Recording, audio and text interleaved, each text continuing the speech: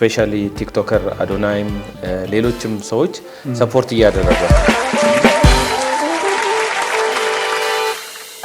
እንግዲህ ጋዜጠኛና ጸሐፊ አቶ ኢሳያስ ቅርብ ጊዜ አንድ ቪዲዮ ሲዘዋወር ያየሁኝ ነበር።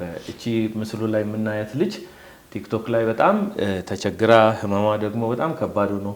ስፔሻሊ ይመስለኛል ከመተንፈሻ አካላት ጋር በተገናኘ ይመስለኛል ብዙ ጊዜ በኦክሲጅን ነው የምትተነፍሰው።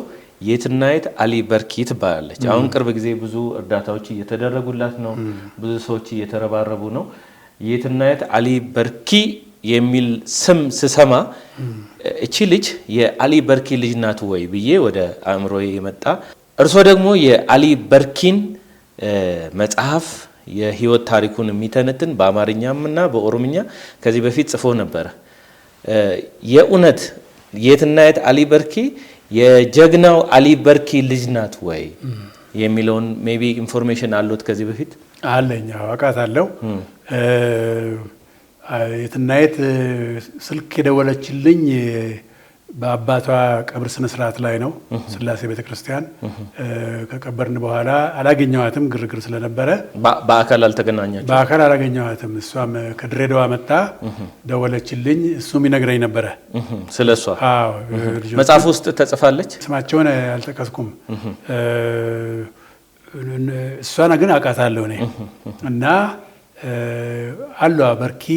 አንደኛው ትልቁ በርኪ ነው። የመጀመሪያው ደግሞ አቡና ነው። እሱ ቀብሪ ዳሃር እያለ ነው እንትን ያለው የወለደው። እና እችኛዋ የትናየት አሊ በርኪ ቀብሩ ስነ ስርዓት ላይ መጣ ደወለችልኝ እና ከዛ እኔ ደግሞ ያማታል።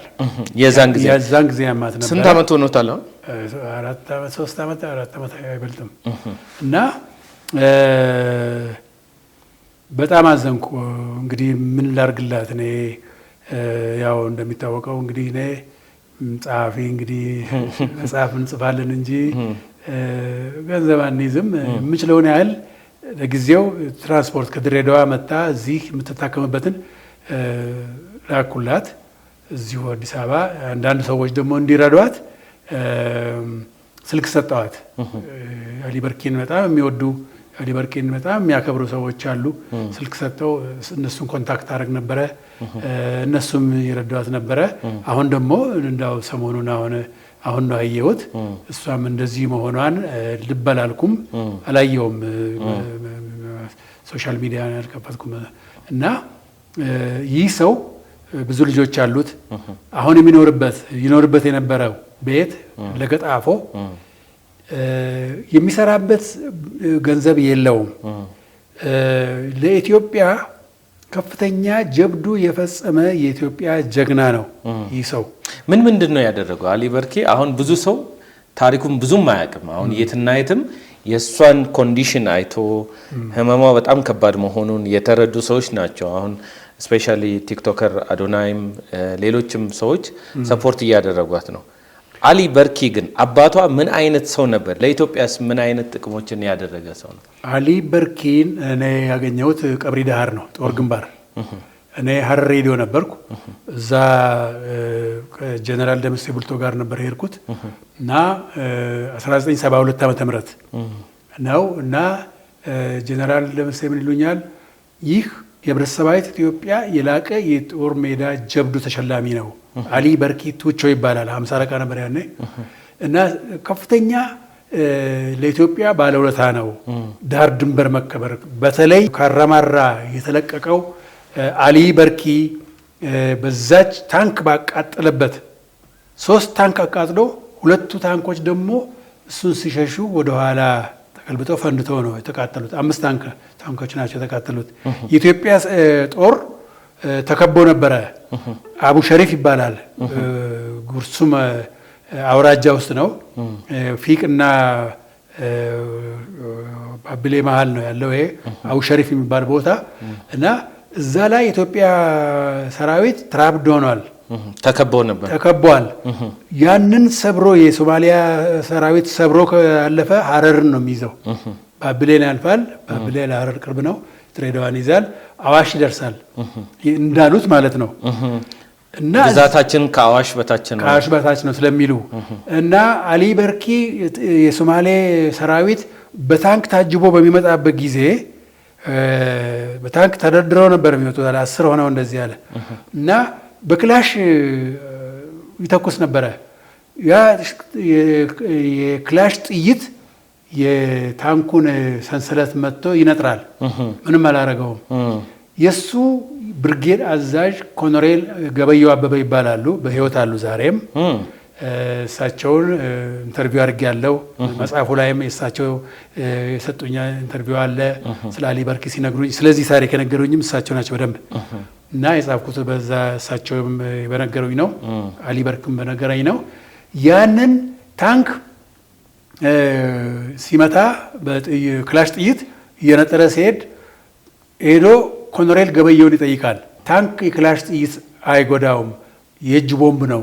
ይሄ የእጅ ቦምብ ይሄ ነው። ይሄ ደግሞ ስልጠና ይፈልጋል፣ ራስን ያጠፋል አሉት። ምክንያቱም ስልጠና ይፈልጋል ክላሽ መተኮስና እሱ ከዛ በፊት የእጅ ቦምብ ምናምን ተኩሶ አያውቅም። እጅ ቦምብ ምን እንደሆነ አያውቅም። ጀግና ነው አሊ። ምንም ነገር አይፈራም። ምንም ነገር ታንክ እየተንጋጋ ነው እኮ የሚሄድ እና የመጀመሪያውን ታንክ አቃጠለ፣ ነደደ። ኮሎኔል ገበየው አበበ ዛሬ በህይወት አሉ ብያለሁ። ዛሬ ብትጠይቃቸው ምስክር ናቸው። የኢትዮጵያ ባለውለታ ናቸው እሳቸውም። ሁለተኛውንም ታንክ እንደዚሁ አቃጠለ። 3 ታንክ እንደዚሁ አቃጠለ እና ከዛ በኋላ የሶማሊያ ሰራዊት ተደናገጠ፣ ተበታተነ። የኢትዮጵያ ሰራዊት ሰብሮ ወጣ። ከአቡ ሸሪፍ ተነስቶ ካራማራ ድል የዛ ቦታ ውጤት ነው። አሊ በርኪ የዛ ውጤት ነው መስዋዕትነት እና ይህ ሰው ሊረሳ አይገባም። ኢህአዴግ አዲስ አበባን በተቆጣጠረ ጊዜ አሊ በርኪን አሰረው። 9 ዓመት ታሰረ። ሊታሰር ሊሸለም የሚገባ ሰው 9 ዓመት ታስሮ ከእስር ቤት ሲወጣ ማንም የሚረዳው የለም። ቤተሰቦቹ የት እንዳሉ አያውቅም፣ ተበታትነዋል። ልጆቹም የት እንዳሉ አያውቅም። ብዙ ችግር ደረሰበት። ወዛደር ሆነ። ከዛ በኋላ የኛ የስራ ባልደረባ ነበሩ። የኢትዮጵያ ደራሲያን ማህበር አባል ናቸው። አጥናፍ ሰገድ ይልማ የሚባሉ ኢትዮጵያ ዜና አገልግሎትም አብረን ነበር። እሳቸው ሲነግሩኝ አስቀጠሩ ስራ አስቀጠሩት። ከዛ በኋላ ሌላ ስራ መረጡለት። ከዛ መጨረሻ ላይ ሲሲዲ ጫኝና አውራጅ ተቀጠረ እዛ ራሱን ለማኖር። እስከዛ ድረስ ቤተሰቦቹ የት እንዳሉ ማቁም ተበታትነዋል እና ጫኝና አውራጅ እያለ አሁን ከሱ ጋር መጨረሻ የነበረችው ባለቤቱ ከ3 ልጆች ጋር ነበረ እና ይተዳደሩ ነበረ። አሁን የሚኖርበትን ቤት እንኳን የሰሩለት አሜሪካ የሚኖሩ ኢትዮጵያውያን ናቸው። ያንን ቤት የሰሩ መጽሐፉ ላይ ያለ ፎቶግራፉ ነው ወስጃለሁ። ከነ ፎቶግራፉ ነው ያለው። እነሱ ናቸው እንትን ያሉት። መጽሐፉን ጽፌ አሳትሜ አስመርቄ ገበያ ላይ ካወልኩ በኋላ ታወቀ እንደዚህ አይነት ሰው አለ ወይ ብለው አሊ በርኪ ካራማራ ድል አስተዋጽኦ ያበረከተ ጀግና ብለው ቴሌቪዥኖች ሁሉ ተረባረቡ። በቃ ከዛ በኋላ አሊ በርኪ ታወቀ። ከዛ በኋላም ግን አይ ቲንክ የአዲስ አበባ ከተማ መስተዳድር ክብርት ወይዘሮ አዳነች አቤቤ የቤት ስጦታ ሰጥተውት ነበር እሱ ህይወቱ ከማለፉ ጋር። አዎ እሳቸውም ክብርት ከንቲባ ቤት ሰጡት። እንትን አካባቢ ነው ታሞ አልጋ ላይ በነበረ ጊዜ ነው ግድ የሄደ ነው እንትን የሚለው እና ሰጥተውታል። እነሱንም በዚህ አጋጣሚ የአዲስ አበባ ከተማ አስተዳደርንም አመሰግናለሁ ስላደረጉላቸው እርዳታ። ሌሎችንም ኢትዮጵያውያን አሜሪካ ያሉት ኢትዮጵያውያን ናቸው ያንን ቤት የሰሩለት። እነሱንም በዚህ አጋጣሚ አመሰግናቸዋለሁ እና አሁንም ደግሞ ልጆቻቸው ደግሞ እርዳታ ይፈልጋሉ። በተለይ ሌሎች እንኳን ራሳቸውን ችለዋል። እቺ የትናየት በሽተኛ ነችና የምትችሉት ሁሉ በምትችሉት ሁሉ እንድትረዷት እኔ የአባቷ ታሪክ መጽሐፍ ጸሐፊ ስለሆንኩ በእውነት በጣም ነው የማዝነው እና እኔ በበኩሌ ይሄንን አድርጌያለሁ። እናንተም እንድትረዷት በዚሁ አጋጣሚ እለምናለሁ እና እንድትረዷት በእግዚአብሔር ስም እለምናችኋለሁ።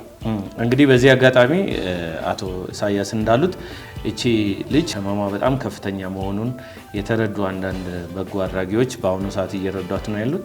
እንግዲህ በቋሚነት የምትረዳበትና ከህመሟ ደግሞ ድና በሁለት እግሯ መቆም እንድትችል ደግሞ የበኩላችሁን አስተዋጽኦ እንድታደርጉ እኛም በፕሮግራማችን ስም ጥሪ እናቀርባለን። እናመሰግናለን።